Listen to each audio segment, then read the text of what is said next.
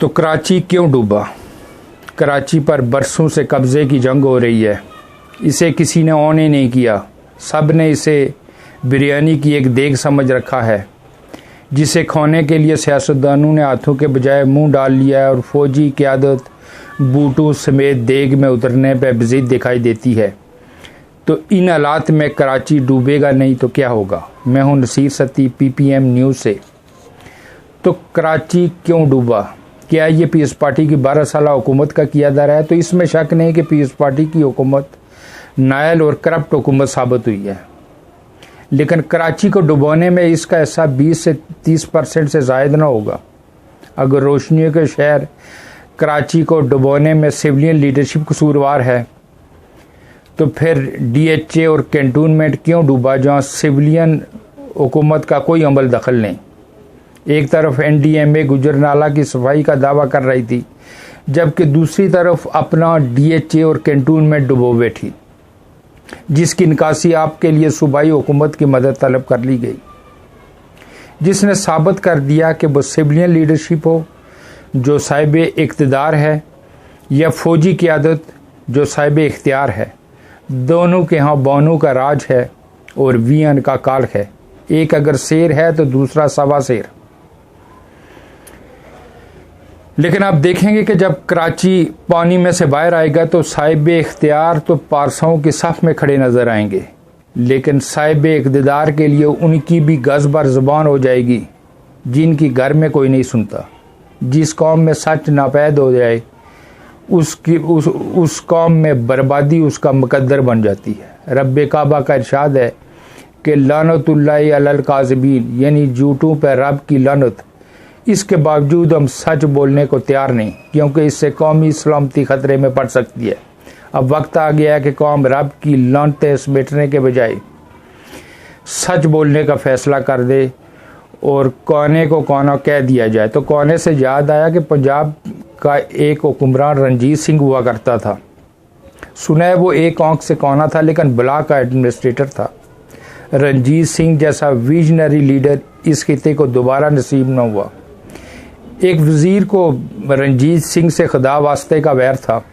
एक दिन अपने दूसरे वजीरों की महफिल में बैठा हुआ था, तो कहने लगा कि यार कोई है जो रंजीत सिंह को दरबार में उसके सामने उसे कोना कह दे। तो सब खामोश। अब किसी की क्या मजाल के रंजीत सिंह का दरबार हो और कोई उसे कोना कह दे। तो पास एक मिरासी टहल रहा था। उसने कहा, वजीर साहब ये काम तो मैं कर दूंगा, लेकिन आप बताएं इसके बदले आप मुझे देंगे क्या? तो वजीर ने कहा, अगर तुमने रंजीत सिंह को दरबार में उसे 3 बार कोना कह दिया तो मैं तुझे अपनी जो जायदाद है उसका 3रा हिस्सा दूंगा।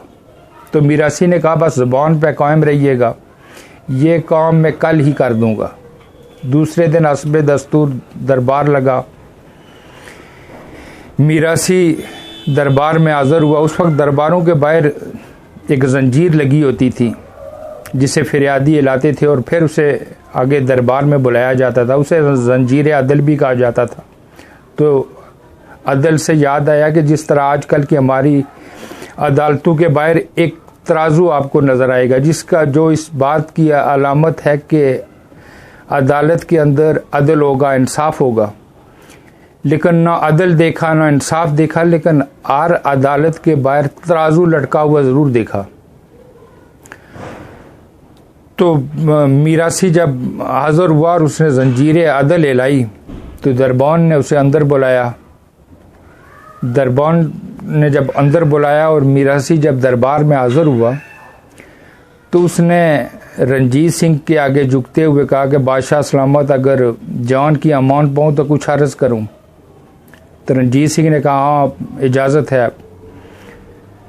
तो मिरासी कहने लगा, बादशाह सलामत, कल मैं आपके ससुराल की तरफ निकल गया। आपकी साली साहिबा ने मुझे देखा तो कहा, और मिरासी हमारे काने का क्या हाल है?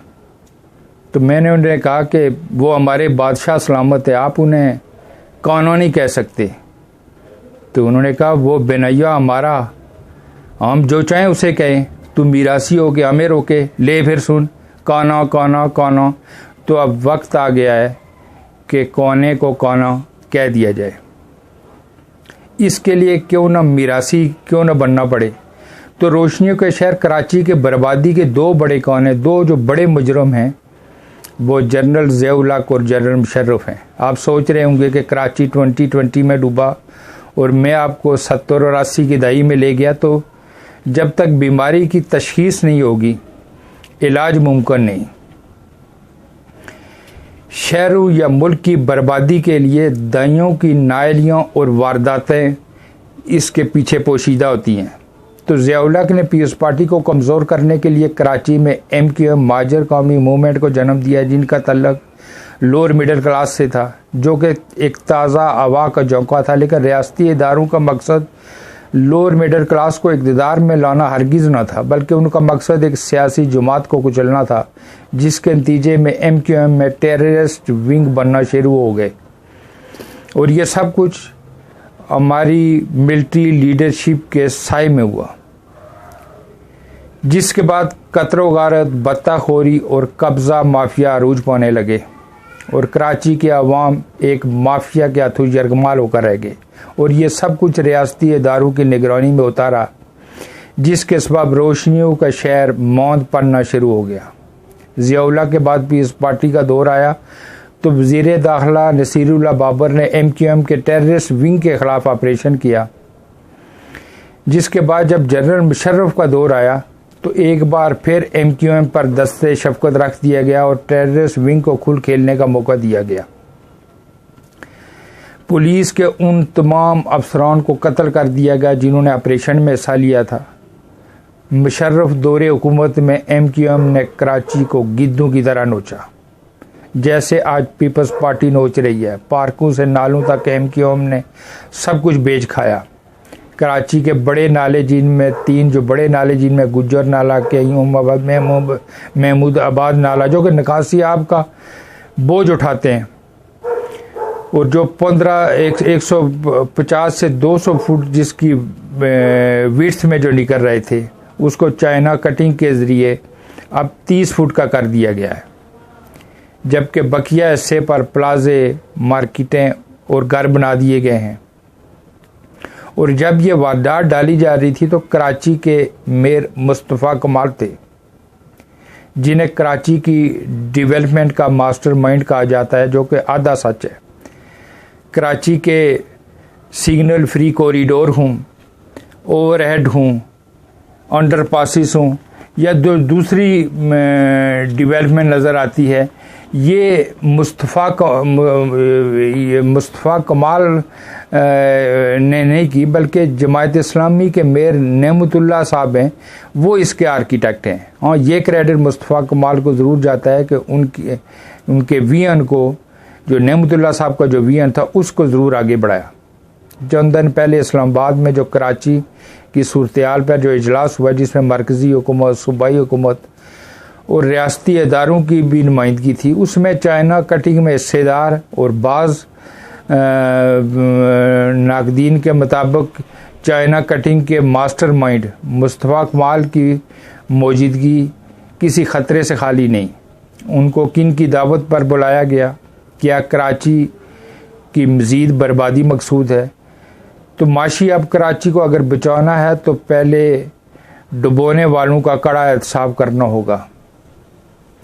वो कोई सियासतदान हो या ब्यूरोक्रेट, उसे निशान इबरत बनाना होगा। अगर लेपापोती की गई तो फिर कल कोई और वारदात डालकर पतली गली से निकल जाएगा। कराची के तमाम छोटे बड़े नालों को ओरिजिनल विड्थ और डेप्थ पर लाना होगा। शॉपिंग बैग पे मुकम्मल पाबंदी लगाना होगी। ये सिर्फ कराची के लिए नहीं बल्कि पूरे पाकिस्तान में लागू हो। किसी भी किस्म की कंस्ट्रक्शन के लिए NOC लाजमी करार दिया जाए। तमाम शहरों को एक अम्ब्रेला के नीचे लाया जाए। मजबूत बल्दियाती निज़ाम का क़याम किया जाए। डेवल्यूशन ऑफ पावर के नतीजे में मरकज़ से जो सूबों को इख्तियार मिले उन्हें बल्दियात तक मुंतकिल किया जाए। कराची पे कब्ज़े के बजाय इस मिनी पाकिस्तान की डेवलपमेंट पर तवज्जो दी जाए, वरना ये मुल्क के लिए एक डिज़ास्टर साबित होगा। आखिर में एक ठोकवीं बात कह दूं कि कराची वो बिरयानी की देग है जिसे खोने के लिए सियासी लीडरशिप ने हाथों के बजाय देग में ही मुंह डाल लिया है और फौजी क़यादत बूटों समेत देग में उतरने पर मज़ीद दिखाई देती है।